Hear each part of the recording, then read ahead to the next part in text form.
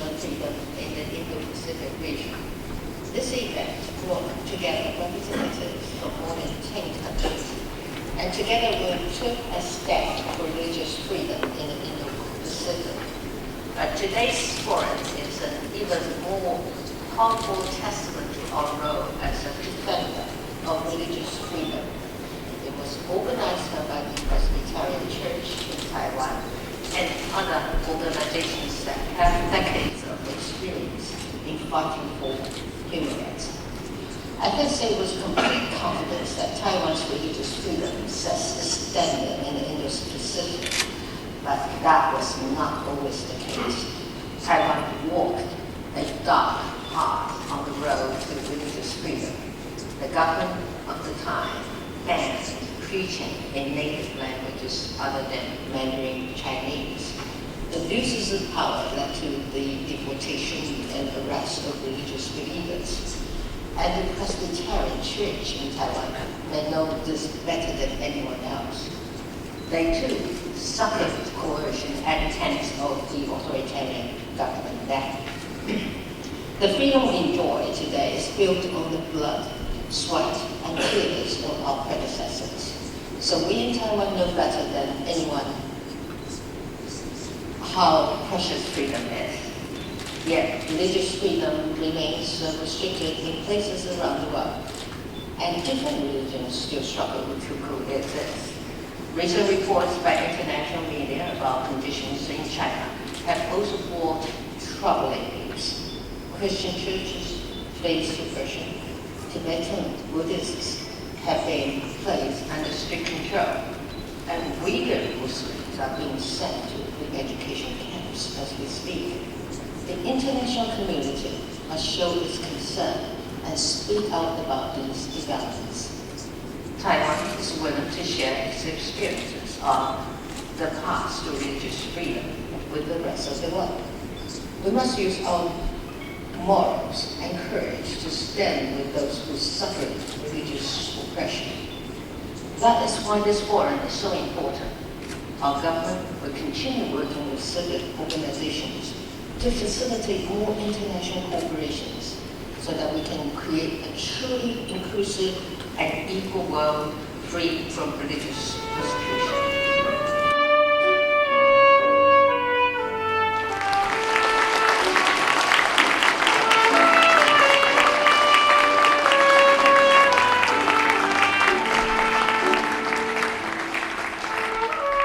Civil society brings energy, creativity, and passion to the task of confronting the challenges of the day well beyond what governments can muster.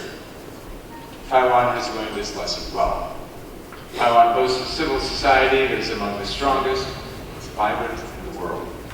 Civil society groups have proven to be an influential force in bringing about the democratic success story that is today's Taiwan, and making sure that democracy does not backslide, but rather continues to deepen its roots here.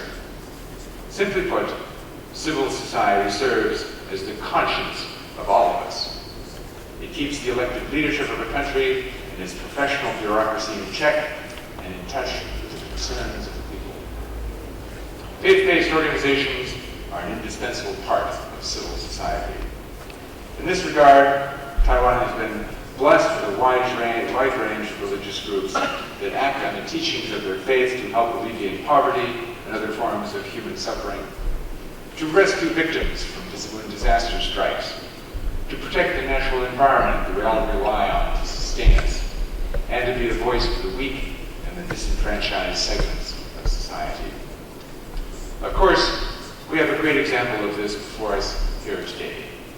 The chief organizer of this forum is the Presbyterian Church of Taiwan. Today's forum would not be happening without the resources, effort, and dedication of the Presbyterian Church. I would like to thank the Presbyterian Church of Taiwan for all that you have done to make this conference possible, and for that matter, for all of your many contributions to Taiwan's democratic development. I'm delighted to welcome you to Taiwan and to the Presbyterian Bible College here in Hsinchu. The Presbyterian Church in Taiwan It's very honored to be a co-sponsor and co-host of the significant international event. On behalf of PCT, I congratulate all of you, including the sponsors, for their commitment to continue to meet the challenge that will highlight succinctly in the 2016 Taiwan Declaration.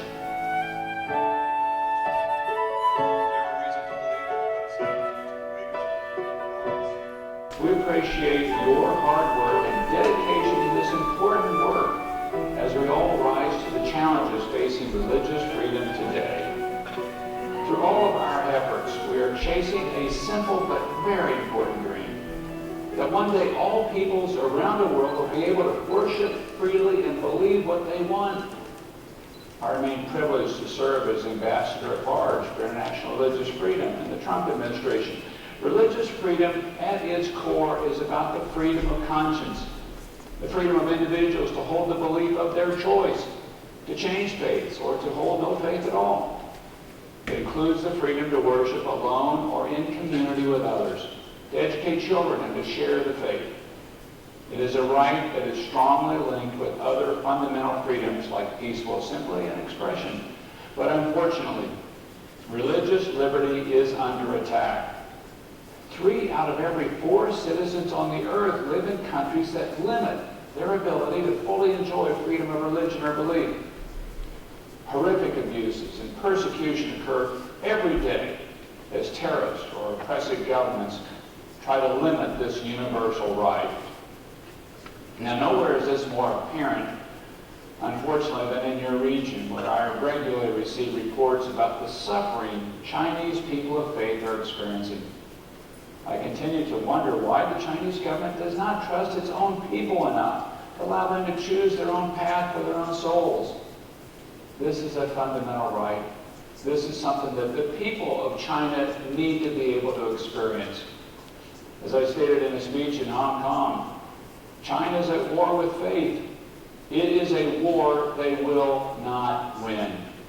I want to encourage all of you to take this fight forward for religious freedom for all, to push in your region, push in your countries, to push the people you're around, push in your associations for religious freedom. This is an important right. This is important work that you're doing, and we're with you. God bless you all. Thanks for having me. God's concern on behalf of religious freedom and and then I'd like to share insights about recent trends that we have done today. Now, by sharing about how we serve In 1976, unfortunately, New York faced the same change. Their voices would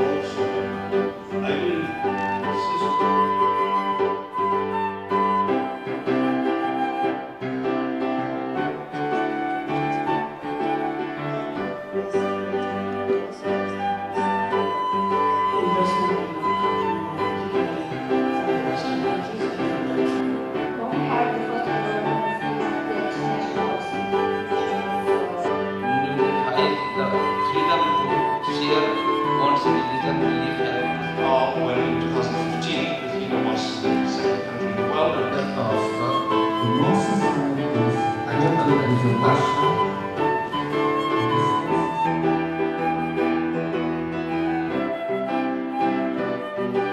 Representing Christians across the United States, that what we need is a reawakening on international religious freedom, even more so because I woke up particularly early today with jet lag.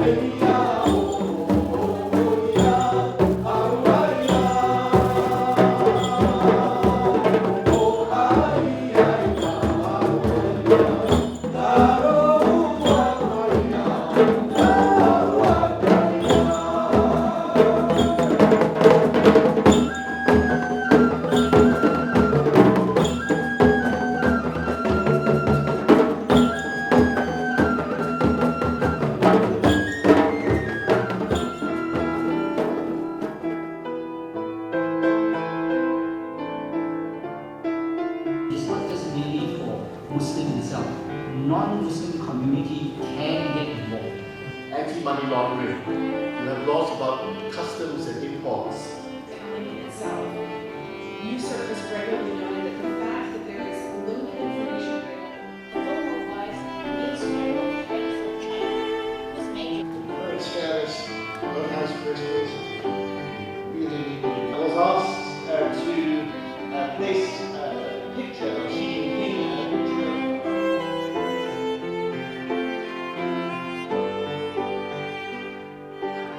advocating against Nazi Germany for the Jewish people.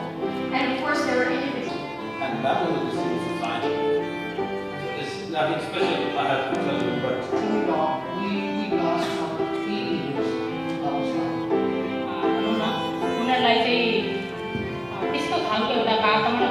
Constitution Act limited provision on freedom of religion under the fundamental right.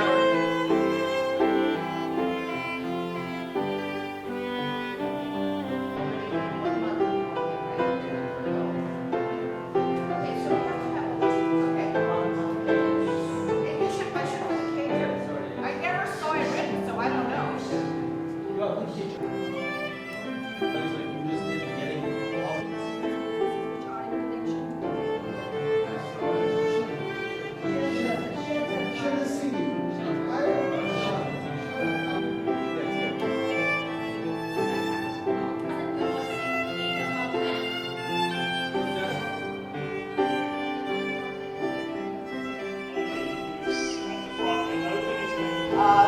To join us in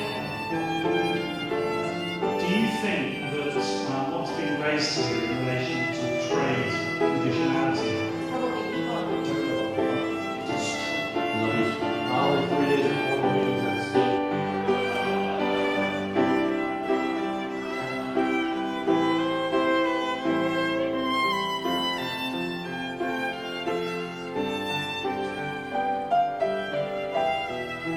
I think some have already been raised throughout the conference, but some that I think will really help us as we move forward. I'm kind of hoping to offer this last speech as a charge to everybody. As we think about 我们要一起讲阿弥陀对不对？来，阿弥陀。阿弥陀。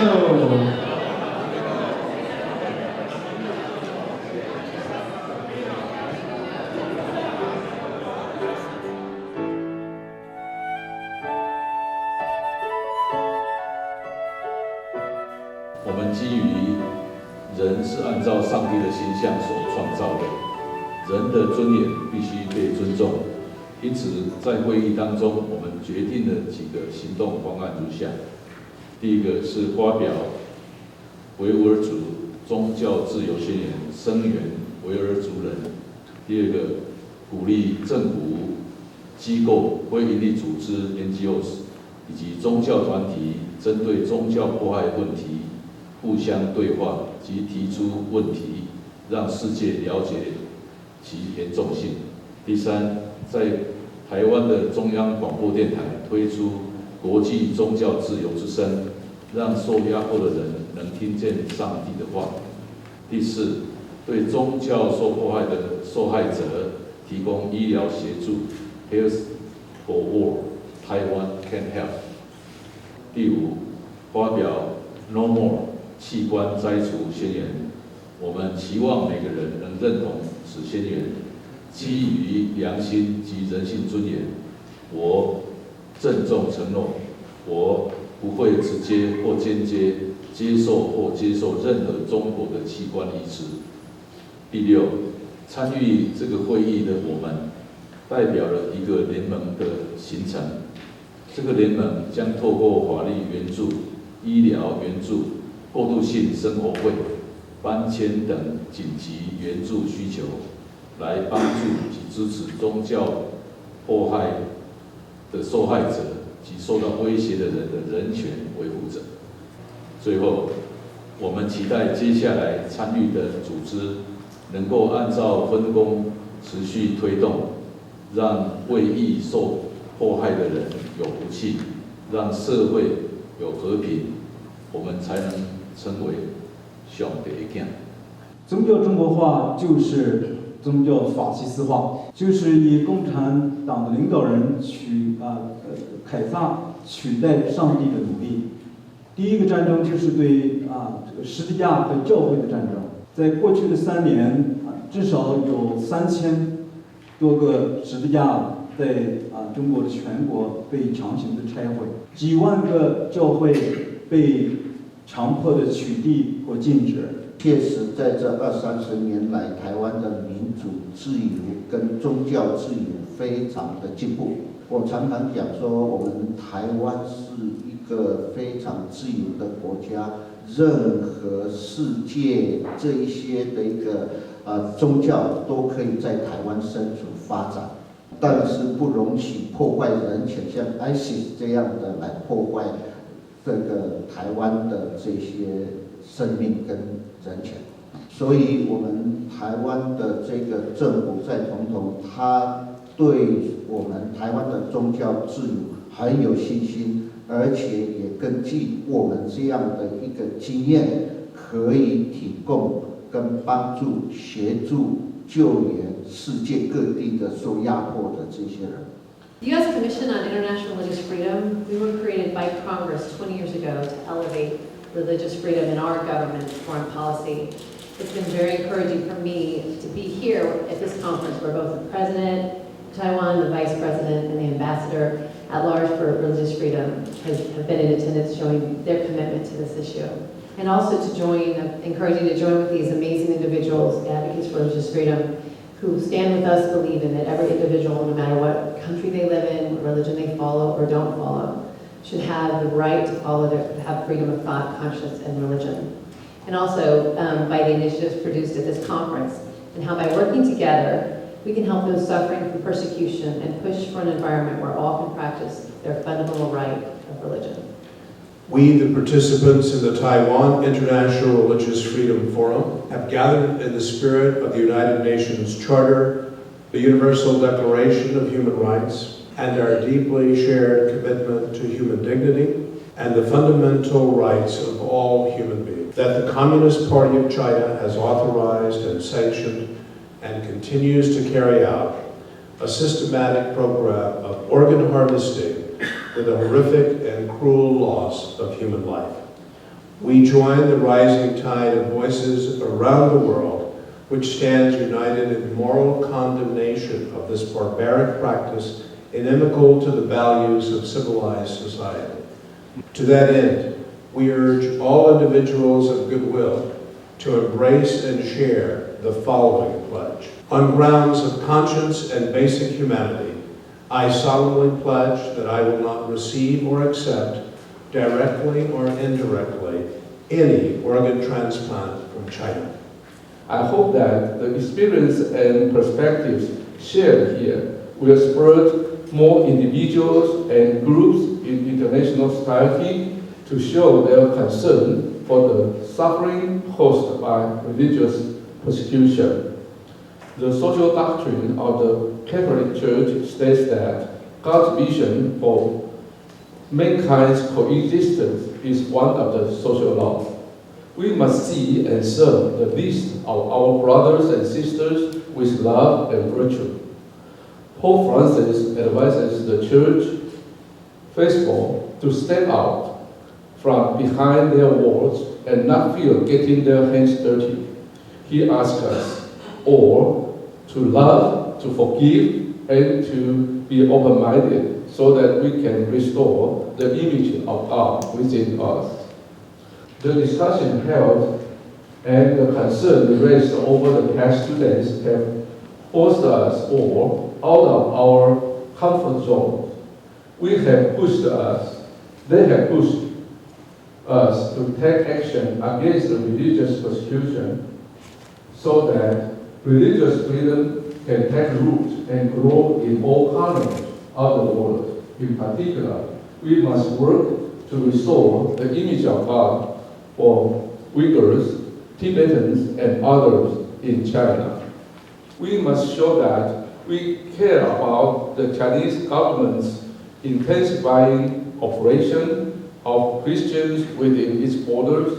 We must show that we care about Tibetan Buddhists unable to practice their faith, about the suffering of our brothers and sisters in Tibet. And we must show that we care about Uyghurs Muslims being sent to re-education camps, because those of us with religious spirits and compassionate hearts cannot tolerate the destruction of the image of God. Taiwan International Religious Freedom Forum Declaration on the Persecution of the Uyghurs. Whereas the Uyghur people face an existential crisis because of the current massive campaign of destruction and extermination of their ethno-religious identity conducted by the government of China. This declaration couples itself with international governments such as the European Parliament, several UN Special Rapporteurs, the U.S. Commission on International Religious Freedom, the U.S. Department of State, and the U.S. Congressional Executive Commission on China. Additionally, this declaration couples itself with human rights organizations such as Human Rights Watch, Amnesty International, and the Uyghur Human Rights Project. Again, quoting, whereas the Chinese government has demolished thousands of Uyghur mosques, whereas credible sources estimate to 1.5 to 3 million Uyghurs have been interned in camps since 2017 for arbitrary reasons, including belief in religion, and subjected to an intense program of forced indoctrination to deny their faith and ethnic identity.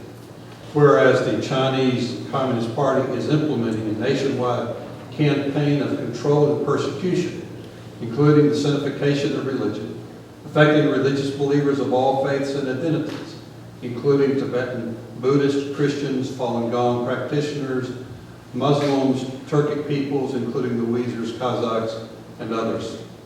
Whereas the independent China tribunals in interim judgment issued December 10, 2018, found that it is beyond doubt that forced harvesting of organs has happened on a substantial scale by state-supported or approved organizations and individuals. Thus, the forum participants declare that silence in the face of mass atrocities is a green light for continued crimes, and inaction is not a neutral stance. Allowing international norms to be violated with impunity by one government is to weaken those norms and encourage violations by other governments.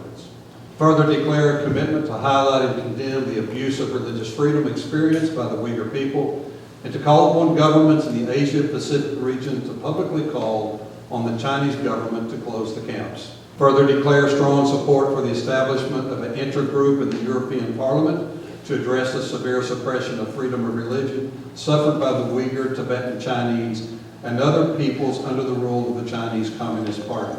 Further declare appreciation and support for the statement by concerned scholars on China's mass detention of Turkic minorities, and urge scholars throughout the world to join the 700+ signatories. And thus the forum participants call upon private companies to end all sales in collaboration with programs of surveillance, racial profiling, religious persecution, and mass detention in the Uyghur region. Further call upon universities and researchers to speak forthrightly about religious persecution and the mass internment of the Uyghur people, and to suspend cooperation with the PRC Ministry of Education.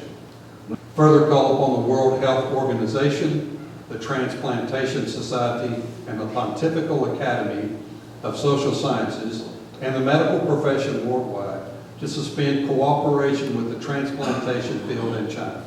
Further call upon governments to grant prompt humanitarian relief, asylum, and assistance with refugee resettlement for all Uyghur refugees and other Uyghurs outside China, such as students who cannot return home due to the near certain risk of immediate arbitrary detention.